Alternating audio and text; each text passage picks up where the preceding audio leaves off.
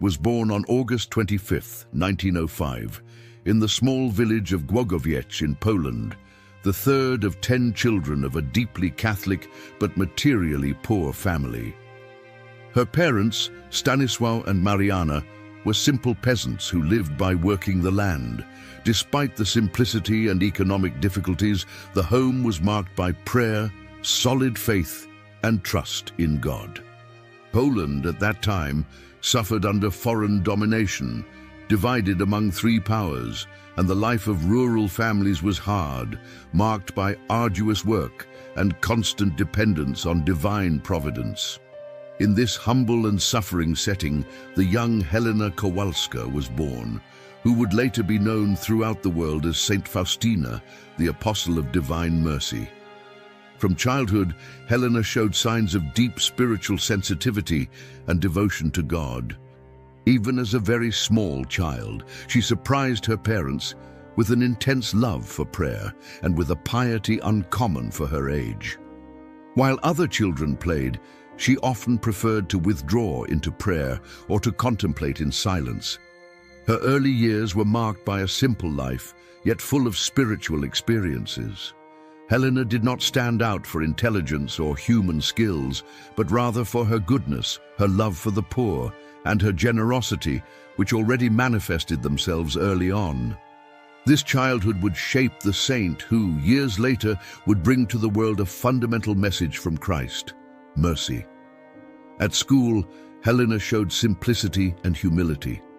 She did not receive an advanced education, studying only the basics, since her family could not offer her more opportunities. Even so, her teachers described her as an obedient, calm girl whose faith overflowed into her daily behavior. Many neighbors testified that, from an early age, she sought to live differently, marked by a desire for holiness. Her life seemed destined to follow the path of simplicity and rural work, but God's call was already imprinted on her soul, preparing her for an extraordinary mission that would cross all boundaries. The historical context of the time also shaped Helena's spirituality. Poland lived through a period of political tensions, marked by wars, divisions, and social instability. The Polish people found in the Catholic faith a fortress against adversity, and popular devotion was very intense. Masses, processions, and Marian prayers were part of everyday life, and Helena absorbed this spirit from an early age. It was a time when families lived around the parish, and priests had a central role in community life. In this deeply religious environment, Helena's vocation flourished, showing that God chooses the small and humble to accomplish great works. Helena's adolescence was marked by hard work to help her family. From a young age, she worked as a domestic servant in the homes of wealthy families in order to contribute to the support of her parents and siblings. Despite the difficulties, she never abandoned her life of prayer. She always found time to go to church, spend long moments before the Blessed Sacrament, and pray the Rosary with fervor. These simple gestures, hidden from the eyes of the world, were the fertile ground where God was preparing his future messenger. Her daily life seemed ordinary, but it was sustained by a burning faith. A striking episode in her youth was the first clear call from God to religious life. Helena was only 7 years old when she first heard the voice of Christ in her heart, calling her to a consecrated life. This call remained alive over the years, even when she tried to ignore it or drown it out with the tasks of daily life. Her soul was already destined for a path different from that which most of her friends would follow. While many thought of marrying and starting families, Helena felt in her heart a deep desire to give herself entirely to the Lord. However, Helena's family did not immediately support her vocation. Her parents, although devout, were realistic and did not understand how they could afford their daughter's entry into a convent. Moreover, as one of the eldest among the siblings, Helena had responsibilities within the home and in the support of the family. This family resistance brought suffering, but also strengthened her perseverance. The saint learned early on that following God's will requires sacrifice, renunciation, and courage in the face of incomprehension. During this time, Helena also began to have mystical experiences that she did not yet fully understand. She felt in her soul the presence of God in an intense and profound way, but she did not know how to explain what she was living. These moments of grace strengthened her and set her apart from the others. Her spirituality was beginning to take shape, even though it was still something hidden from the world's eyes. It was like a flame burning in secret, awaiting the moment when God would reveal it in all its intensity. Helena's simple life, marked by humble work and poverty, was essential for her future mission. By experiencing need and difficulties, she learned to trust entirely in divine providence. This absolute trust would later be the foundation of the message of divine mercy, to trust in Jesus, even amid the greatest tribulations. Helena would not only speak about mercy, but would live this reality deeply from the earliest years of her life. In the end, her childhood and adolescence, although apparently ordinary, were the foundation of an extraordinary life. God, in His wisdom, prepared His messenger in silence and simplicity, far from the gaze of the world. Each small gesture of prayer, each silent sacrifice, each tear shed in the face of difficulties were seeds sown in the fertile soil of her soul. And when the right time came, these seeds would blossom into a mission that would transform the history of the Church and touch millions of hearts throughout the world. The revelation of divine mercy. Helena's call to religious life intensified in her youth, especially at the age of 16, when she began to work as a domestic servant in Łódź, a larger and busier city than her native village. It was during this period that the world began to offer her distractions, invitations to parties, and proposals for a common life among young people her age. However, amid these experiences, Helena always felt an inner voice telling her, "My daughter, I call you to something greater." This voice of Christ, which had accompanied her since childhood, became increasingly insistent. Despite her simplicity and her family's opposition, Helena understood that her life did not belong to her, but should be given entirely to God. A striking episode occurred when Helena was 19 years old.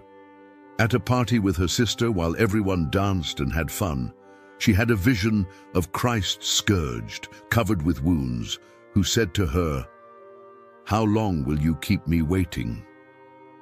This moment marked her deeply and was decisive in her decision to abandon everything to follow Christ. She left the party immediately and went to the nearest church, where she prostrated herself before the Blessed Sacrament, asking God to show her the way clearly. This mystical experience revealed the intensity of her vocation and the urgency of Christ's call. It was no longer a vague desire, but a direct order from the Lord. Determined to do God's will, Helena sought to enter several religious congregations. However, her poverty was a barrier. Many convents required a dowry or financial resources that the young woman did not possess. This difficulty did not make her give up, but proved her like gold in the fire. Helena continued to pray and to ask for guidance, certain that God would not call her to a mission without opening the doors for her. This time of trials strengthened her trust in the Lord and prepared her for the great mission He would entrust to her, to become the apostle of divine mercy. After many attempts and refusals, Helena found acceptance in the congregation of the Sisters of Our Lady of Mercy in Warsaw. This congregation had the mission of receiving and educating young women at social risk, especially marginalized women and victims of violence. The charism of the congregation, oriented toward mercy, was already a prophetic sign of the mission Helena would perform in the future. There, she found her place, understanding that God had prepared everything perfectly. Community life and contact with needy young women would be the fertile ground for the revelation of the divine message. Upon entering the convent, Helena received the religious name of Sister Maria Faustina, in honor of Saint Faustus, a martyr of the Church. The name symbolized a new life, totally consecrated to Christ.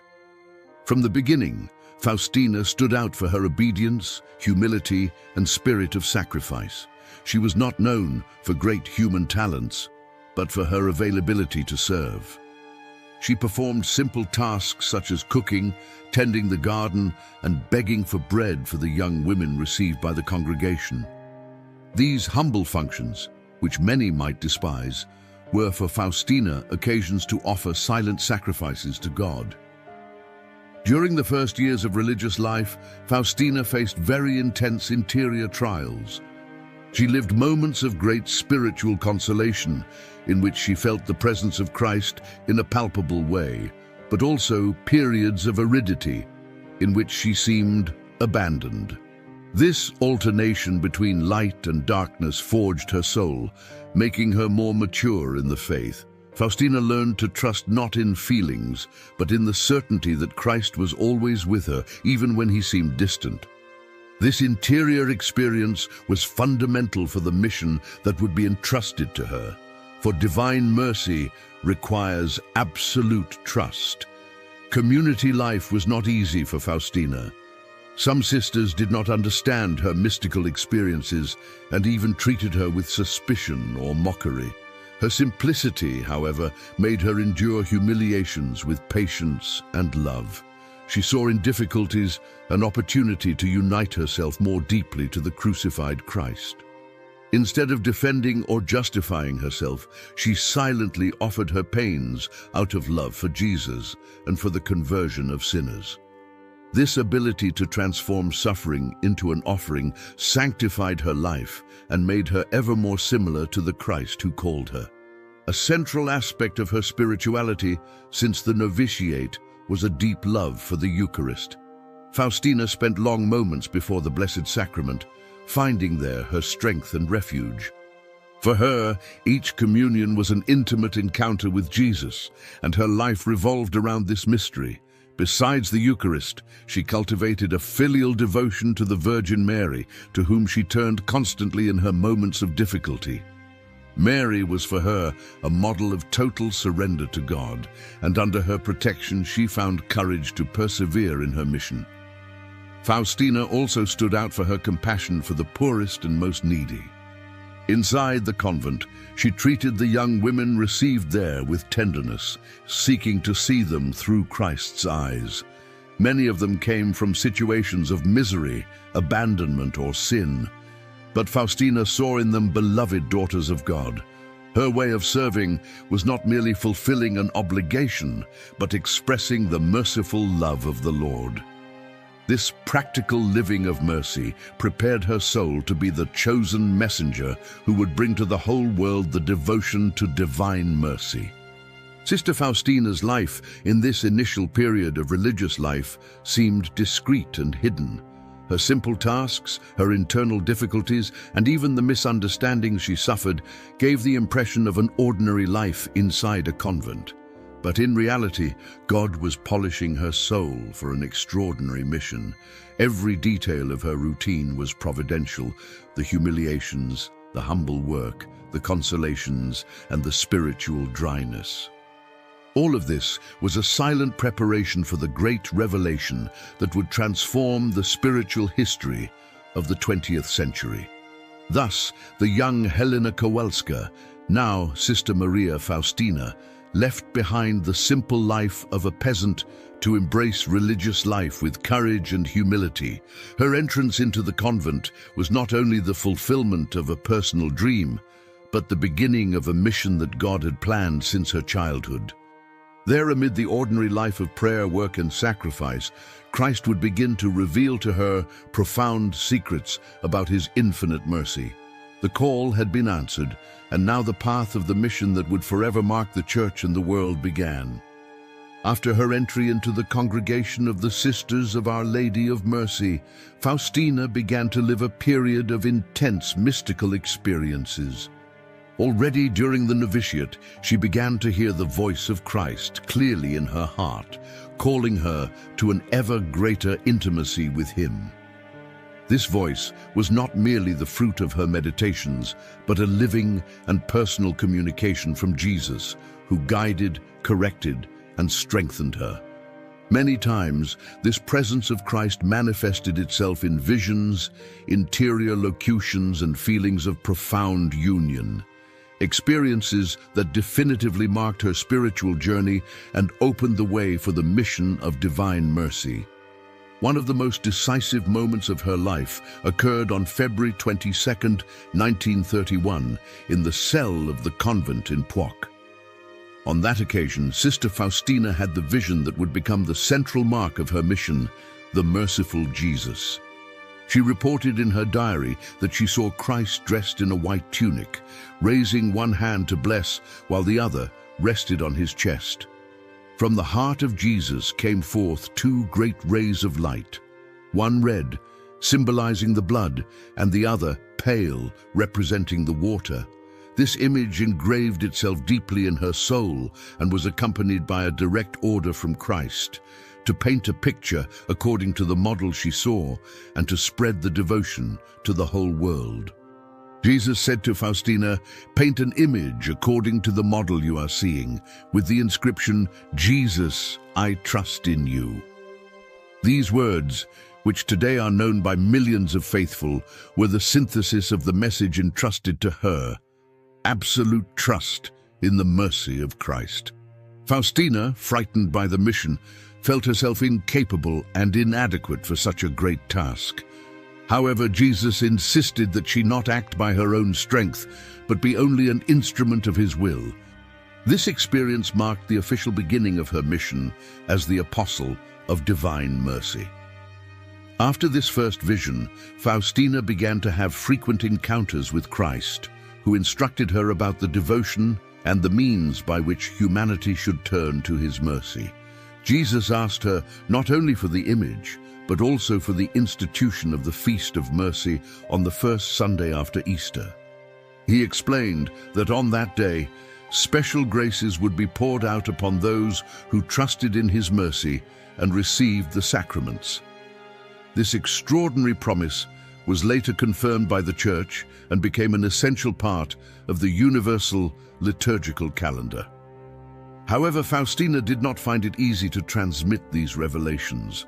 For a long time, she faced incomprehension, both from some sisters in the community and from her superiors. Many considered her merely a simple and uneducated young woman, incapable of understanding profound theological matters. This distrust generated great suffering in her heart, for she knew that the message came directly from Christ, but she feared being accused of illusion or even psychological imbalance. Even so, she persevered in silence, always obeying her confessors and waiting for God's timing. Divine providence placed in her path Father Michał Sopoćko, a confessor and spiritual director who recognized the authenticity of Faustina's mystical experiences.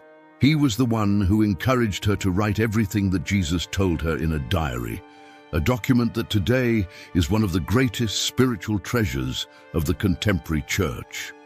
Under the guidance of her confessor, Faustina also succeeded in having the image of the merciful Jesus painted for the first time in Vilnius by the artist Eugeniusz Kazimierowski, according to the saint's descriptions. Although Faustina was dissatisfied because she thought the painting did not reflect all the beauty of Christ, Jesus told her that it was not the perfection of the art that mattered, but the grace He would pour out upon those who venerated the image. These visions were not limited to the image. Christ also entrusted to Faustina special prayers, such as the Chaplet of Divine Mercy. In this prayer, recited with the ordinary rosary, Jesus promised to grant abundant graces and even to relieve sinners at the moment of death if it were recited with faith. The chaplet became one of the pillars of the devotion to divine mercy and is prayed daily throughout the world today. Faustina received these revelations not for herself, but so that the entire church might be strengthened in trust in God. Moreover, Jesus revealed to Faustina the desire that, at 3 o'clock in the afternoon, the so-called hour of mercy, the faithful should turn to him in prayer, recalling his passion and death on the cross. This moment would become a privileged encounter with the divine mercy, in which one can ask the Lord for anything with confidence. For Faustina, this devotion was a school of trust, surrender, and intercession, which helped the faithful to understand that the mercy of Christ is greater than any sin or human misery. Even in the face of the grandeur of the revelations, Faustina continued to live in the simplicity of convent life. Her daily duties did not change. She cooked, cleaned, and took care of humble tasks, always uniting her work with her mystical experiences. This contrast between the grandeur of the messages and the simplicity of her life revealed the divine logic. God chooses the little ones to confound the great and manifests his power in weakness. Faustina never sought human recognition, but only to obey Christ and faithfully transmit his message of mercy. The first visions of the merciful Christ marked the beginning of a mission that would outlast Faustina's life and reach all humanity. They were not isolated experiences, but a divine project that involved the church and the whole world, especially in a time of wars and sufferings. Christ, through Faustina, offered a last plank of salvation, trust in his infinite mercy. These visions, recorded in her diary, became a beacon of hope, showing that, even in the face of the greatest human miseries, the mercy of God always prevails. Under the guidance of Father Michał Sopoćko, Saint Faustina began to record in notebooks everything that Jesus revealed to her. This work resulted in the famous diary of Saint Faustina Kowalska, also known as the Diary of Divine Mercy. It is an extraordinary work, composed of thousands of pages that describe her mystical experiences, her prayers, her intimate dialogues with Christ, and the instructions he entrusted to her. Far from being a simple personal testimony, the diary became a true spiritual manual, in which Jesus shows the world the depth of his mercy and the way to obtain it. Each page is a living revelation of God's love for every human soul. The diary was not written in a linear fashion, like a book planned from the start. Faustina wrote according to the directions of her confessor and the interior promptings she received from Christ. Many times, she felt unable to express in words what she was living interiorly, for the mystical experiences exceeded her human capacity. However, in her obedience, she recorded everything with simplicity and clarity. The result was a rich, profound text, full of spiritual beauty, which would become a source of inspiration for millions of faithful around the world. One of the central aspects of the diary is Christ's insistence on trust. The phrase, "Jesus, I trust in you," appears repeatedly as the synthesis of the devotion to divine mercy. Jesus explains to Faustina that the greatest pain of his heart is the distrust of souls, especially those who should trust the most, consecrated souls. He asks that everyone, especially sinners, approach his heart with trust, because he is all love and mercy. This message breaks the vision of a God who is only judge and shows the tender and merciful face of Christ, who desires to forgive and save. Another essential point of the diary is the relationship between mercy and trust. Jesus teaches Faustina that mercy is the last resort for humanity before his definitive return as judge. He offers the world the opportunity to draw near to him, to open the heart, and to receive the abundance of his graces. But this mercy can only be received by those who trust. Trust, in this sense, is not just a feeling, but a total abandonment into the hands of God, recognizing one's own misery and allowing Christ to act. This spirituality of trust is the heart of the devotion revealed to Faustina. The diary also presents the concrete practices of the devotion to divine mercy. Besides the image with the inscription, "Jesus, I trust in you," Christ asked for the institution of the Feast of Mercy, the prayer of the Chaplet of Mercy, and the hour of mercy at 3 o'clock in the afternoon. These practices are not parallel devotions, but concrete means by which Christ desires to pour out his graces upon the world. Each of them has specific promises and powerful spiritual fruits. The feast, for example, brings a plenary indulgence. The chaplet obtains mercy even for the dying, and the hour of mercy is a privileged moment to ask for graces. Throughout the diary, Jesus also reveals his immense love for sinners. He states that the greater the sin, the greater the right the soul has to his mercy. This statement, which may seem shocking, shows the divine logic that goes beyond human logic. Christ did not come for the righteous, but for sinners, not to condemn, but to save. Faustina is chosen as a witness of this radical love, so that no one, no matter how far away,